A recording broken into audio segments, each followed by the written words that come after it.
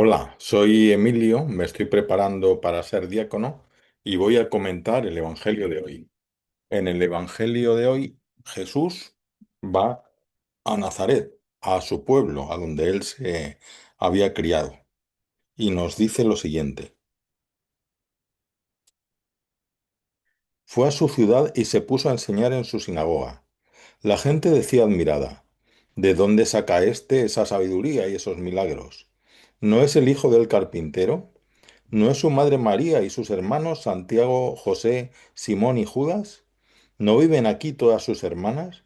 Entonces, ¿de dónde saca todo eso? Y se escandalizaban a causa de él. Jesús les dijo, solo en su tierra y en su casa desprecian a un profeta. Y no hizo allí muchos milagros por su falta de fe. Esta es la palabra del Señor para hoy. Esta palabra del Señor, cortita y sencilla, me da pie para explicar varias cosas. Primero, que Jesús no nos entregó un libro. Jesús fundó una iglesia, es decir, mucho más que un libro. Fundó una iglesia, estableció una jerarquía, unos apóstoles, estableció una estructura, le dio el Espíritu Santo y fue esa iglesia la que por una parte escribió el libro, escribió libros como los Evangelios, las cartas, etcétera, el Apocalipsis y también recopiló las escrituras del Antiguo Testamento y fue esa iglesia la que también de forma oral y con su vida, con su liturgia, etcétera, pues transmitió las enseñanzas de Jesús que se nos transmitieron de dos formas, por escrito y por la vida de la Iglesia. Eso es lo que se llama las escrituras y la tradición, e incluso es antes la tradición que las escrituras. Por eso nosotros vemos aquí que dice que Jesús tuvo hermanos y no caemos en el error de pensar que eran hijos de María, porque desde el principio en la tradición se le llamó a María la Virgen, y además no solo porque fuera virgen su concepción, sino porque era virgen toda su vida. De hecho, se le llamaba en griego la hiepartenos, que quiere decir la siempre virgen.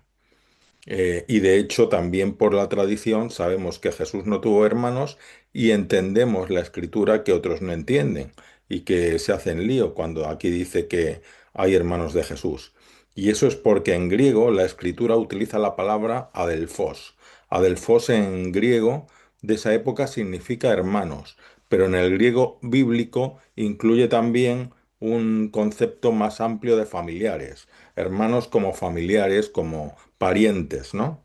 De hecho, eso sucede también en el Antiguo Testamento.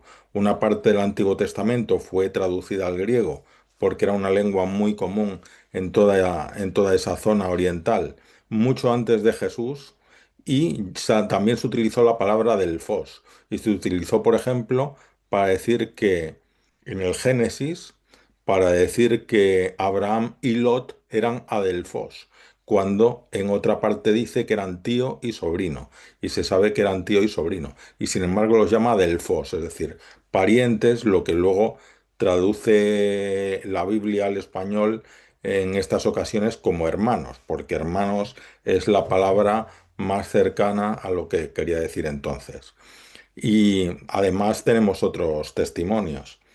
Fijaos que aquí dice, nombra cuatro hermanos de Jesús, cuatro adelfos. Y dice, lo vamos a ver aquí, eh, Santiago, José, Simón y Judas. Pues bueno, San Pablo, cuando va a Jerusalén, en la carta a los Gálatas, nos explica lo siguiente. Nos dice, después, pasados 3 años, subí a Jerusalén para conocer a Cefas y permanecí 15 días con él. De los otros apóstoles, no vi a ninguno, sino a Santiago, uno de los que ha nombrado antes, a Santiago, el hermano del Señor.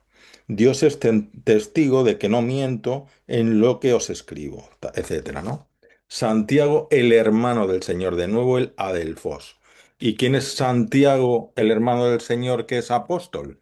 Pues lo dice San Lucas cuando nombra a los apóstoles y dice Santiago, hijo de Alfeo, no dice hijo de José.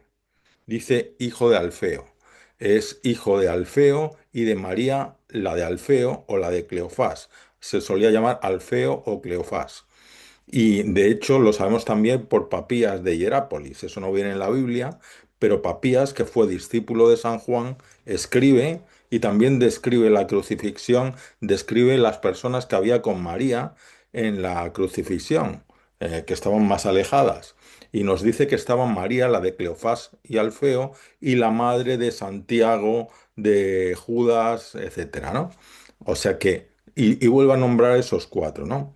Que son hijos de María de Cleofás y de Alfeo, que era hermano de José. Es decir, son primos. Claro, esto si solo tenemos la Biblia, pues nos podemos confundir, pero como tenemos la Biblia y la tradición, como siempre hemos tenido todos los cristianos, hasta que apareció Lutero y se equivocó y dijo, yo solo me quedo con la escritura, la iglesia no, la tradición no, solo la escritura. Y cada uno, pues, coge esto como solo un libro del que interpreta a su manera, ¿no? Y claro, así pasa pues que se dividen luego en 20.000 iglesias que cada uno hace una interpretación distinta. Nosotros tenemos las escrituras y la tradición. Bueno, pues además de eso, nos dice que allí no pudo hacer Jesús muchos milagros por su falta de fe. De nuevo, para entender esto, acudimos a la tradición y eso nos lo explican los padres de la Iglesia. Los padres de la Iglesia, que los nombro siempre, son aquellos escritores sagrados de los primeros siglos y por lo tanto son testigos muy buenos de la tradición, de lo que se sabía por tradición oral, ¿no? ¿Y qué nos dice? Que es que realmente lo que hacía los milagros era la fe de los que los recibían, que es eso lo que produce los milagros. Ese es un error en el que podemos caer. Pues no es eso. Es que, de hecho, Jesús hizo algunos milagros, dice que no pudo hacer muchos milagros porque realmente no servían para nada. De hecho, ya vemos cómo se escandalizan. Y en vez de decir, fíjate lo que está haciendo Jesús, ¿no? Fíjate lo que está haciendo, fíjate, está claro que viene de Dios, ¿no? Bueno, pues no. Ellos lo toman con corazón cerrado. Entonces, ¿para qué va a hacer más milagros? Es decir, los milagros tienen sentido, además de por el hecho en sí, como signos de que la predicación viene de Dios.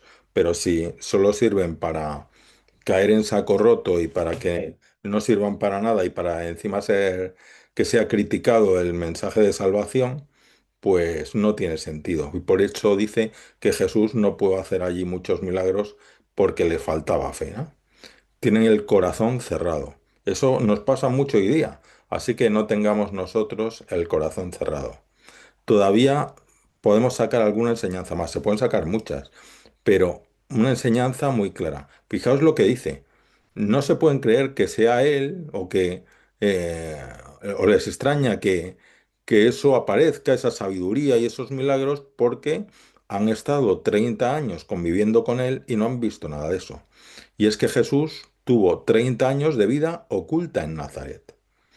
Fijaos que hablamos siempre de la predicación y de los milagros de Jesús y pues quizá deberíamos de hablar más de aquello que no está escrito, es decir, de los 30 años que pasó, pues con sus padres y 30 años él, pues con su oración, con su vida oculta, con su trabajo.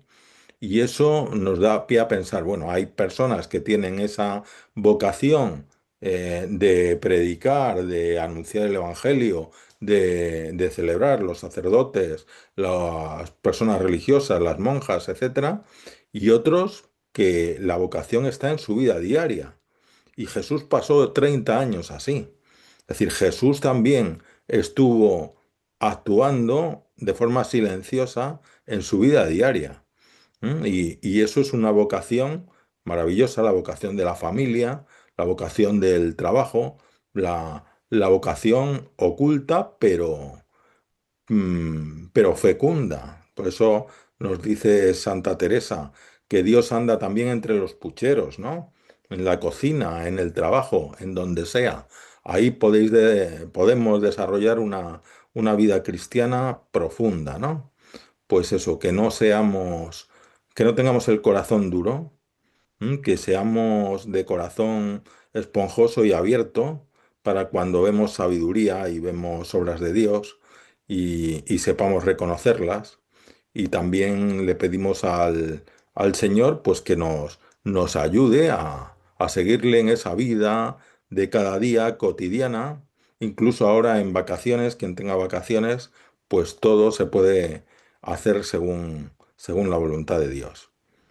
Pues así se lo pedimos.